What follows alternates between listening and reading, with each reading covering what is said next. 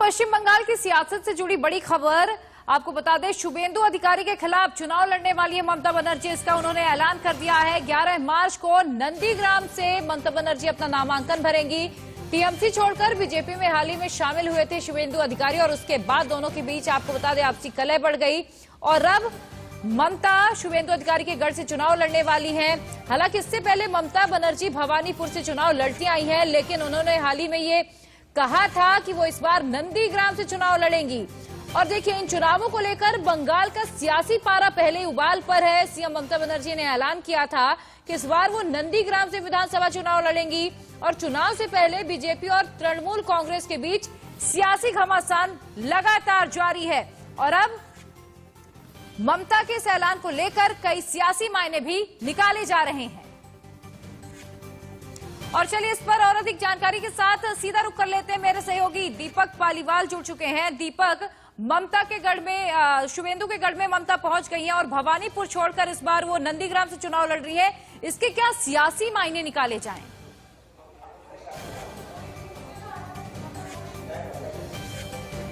देखिए प्रिया, ये गढ़ शुभेंदु अधिकारी का नहीं है, ये टीएमसी का ही गढ़ है। 2009 से ये सीट टीएमसी के पास है, तो टीएमसी की सीट कही जाएगी है। शुभेंदु अधिकारी ने पाला बदल लिया है, पार्टी बदल लिया है निश्चित तौर पे, क्योंकि वहां पे जो वोटर हैं वो मुस्लिम ज्यादा है। ममता ने इसीलिए इस सीट को चुना है। उन्हें मालूम है कि 2 ब्लॉक में बटा नंदीग्राम, ब्लॉक 1 ब्लॉक 2, ब्लॉक 1 में 34% मुस्लिम वोटर हैं, तो दूसरे ब्लॉक में 10% मुस्लिम वोटर हैं। और ममता को ये पूरा यकीन है कि मुस्लिम वोटर्स उनके साथ हैं और यही वजह कि वहां पे पोलराइजेशन सबसे ज्यादा हो रहा है। लेकिन ममता ने भी इसी सीट को इसीलिए चुना है कि ये वो जानती है कि मुस्लिम वोटर उनके साथ रहेगा, जो करीब करीब 62,000 से ज्यादा है। तो ममता को यकीन है कि ये सीट उनको वो जरूर यहां से जीत जाएंगी। लेकिन शुभेंदु अधिकारी जो बीजेपी के अधिकारी बन गए हैं अब, वो दावा कर रहे हैं कि वो ममता को 50 से 60,000 से ज्यादा वोटों से यहां से हराएंगे। वरना वो तो ये भी दावा कर रहे हैं अगर नहीं हरा पाए, वो ऐसा नहीं कर पाए बीजेपी के लिए, तो वो पॉलिटिक्स छोड़ देंगे। तो ये लड़ाई बड़ी दिलचस्प होने जा रही है। ममता 11 मार्च को अपना नॉमिनेशन दाखिल कर सकती हैं। खास बात यह है कि ये सीट नंदीग्राम ममता के लिए इसलिए भी बहुत क्लोज है। ममता कई बार ये रैली में बोलती हैं और पिछली रैली में 18 जनवरी को जब उन्होंने की थी नंदीग्राम में एक रैली, तो कहा था मैं अपना नाम भूल सकती हूँ, नंदीग्राम नहीं भूल सकती। तो ममता इस सीट को लेकर काफी इमोशनल हैं। बिल्कुल। लेकिन शुभेंदु अधिकारी, उनका हालांकि अभी तक ऑफिशियल कैंडिडेचर ऐलान नहीं हुआ है कि वो वहीं से सीट लड़ेंगे, लेकिन ये लगातार कहा जा रहा है कि शुभेंदु अधिकारी ममता को टक्कर देंगे। हालांकि आज मीटिंग है कोलकाता में, यहाँ पे सीटों के कैंडिडेट्स को लेकर शुभेंदु अधिकारी भी उस मीटिंग में शामिल होंगे। कैलाश विजयवर्गीय हैं। ये लिस्ट आज दिल्ली में भेजी जाएगी, कल उस पर मंथन होगा।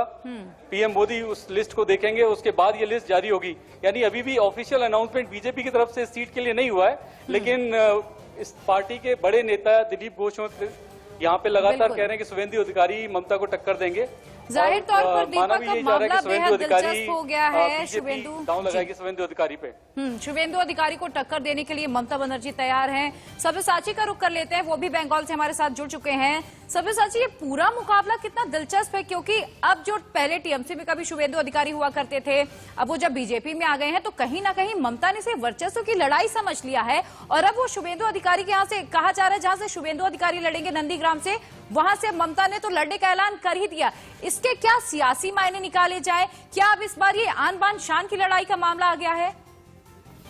बिल्कुल, देखिए टीएमसी का जीतना और नंदीग्राम वो ताज,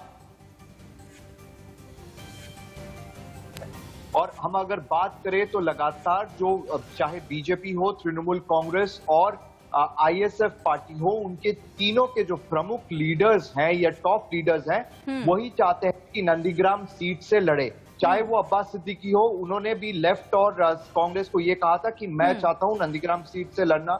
हालांकि बीजेपी ने अभी तक फाइनलाइज नहीं किया है कि क्या शुभेंदु अधिकारी लड़ेंगे, बट ये चांसेस है क्योंकि शुभेंदु अधिकारी के जो परिवार है वो पूरे बेल्ट में छाए हुए हैं। काफी उनका नाम है पूरे बेल्ट पे नंदीग्राम में, क्योंकि जब नंदीग्राम का विरोध चल रहा था, तृणमूल कांग्रेस प्रदर्शन कर रहा था, तब शुभेंदु अधिकारी जी जी सब्यसाची और दीपक, आप दोनों का बहुत बहुत शुक्रिया इस तमाम जानकारी के लिए। तो नंदीग्राम की सीट बेहद दिलचस्प हो गई है क्योंकि ममता बनर्जी वहां से लड़ने वाली है और बीजेपी की ओर से हो सकता है शुभेंदु अधिकारी वहां से उतरे।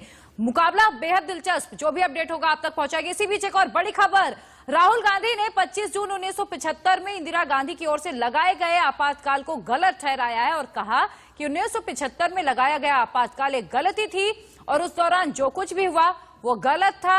इसके साथ ही उन्होंने मोदी सरकार पर भी हमला बोला और कहा कि आपातकाल की स्थिति और आज की परिस्थिति में बेहद अंतर है। और देखिए, राहुल गांधी ने यह भी कहा कि तब की परिस्थितियां अलग थी, अब की परिस्थितियां अलग हैं और साहस वही होता है जो अपनी गलती मान ले, साहसी वही होता है। हमने अपनी गलती मानी है लेकिन तब किसी को